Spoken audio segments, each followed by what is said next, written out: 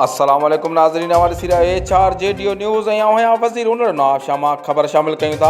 अब्दुल सलाम ॾेरी जी नवाब शाह जाम साहब road जे ॻोठ मिर्ज़ा फारूक में बाहि लॻण सबबि 10 घर सड़ी रख थी विया। उन्हनि में पियल अलाह तलब सड़ी वियो। नुक़सान जो अंदाज़ो अटकल 15 लख ॿुधाए पियो वञे, जॾहिं त हिकु नौजवान औरत इमामज़ादी धीअ मोहम्मद जुमन सोलंकी बाहि जी गरमाइश लॻण जे करे बेहोश थी वई। उन सिलसिले में ॻोठाणनि हाजी ख़ान पलह, गुलाम हुसैन पलह, मोहम्मद जुमन सोलंकी, रायब सोलंकी, सादिक पलह ऐं ॿियनि एहतजाज कंदे चयो त ॻोठ जो पाण खे नेक मर्सदाईंदड़ मिर्ज़ा जमशेद उर्फ जिम्मी, जेको हिते बो रखण तां नाराज़ हो, उन ई राति जो देर सां अची नशे में धुत थी असांखे गारियूं ॾिनियूं ऐं चयो त बो खणो ऐं लॾो बि खणो, न त मां तव्हांजे घरनि खे बाहि ॾींदुसि ऐं सुबुह जो नंढनि ॿारनि जे हथां नियापो मोकिलियो त 9 वॻे ताईं लॾो न खयो त तव्हांजे घरनि खे बाहियूं ॾेई साड़ींदुसि। असां नजफ़ मिर्ज़ा ऐं मिर्ज़ा सादिक ॾे पंहिंजा माण्हू मोकिलिया त मिर्ज़ा जमशेद खे हिदायत करे त उहो ॻोठाणनि खे तंग न करे, उन्हनि सां सुठो वर्ताव करे। हिन जे पहुचण खां अॻु ई हिन असांजे घरनि खे बाहि ॾेई छॾी। उन में असांजा 10 घर सड़ी विया आहिनि ऐं 15 लखनि जो नुक़सान थियो आहे। हिननि चयो त असां सभई हींअर निट वसण में आसमान जे छांव वेठल आहियूं, असांजी मदद कई वञे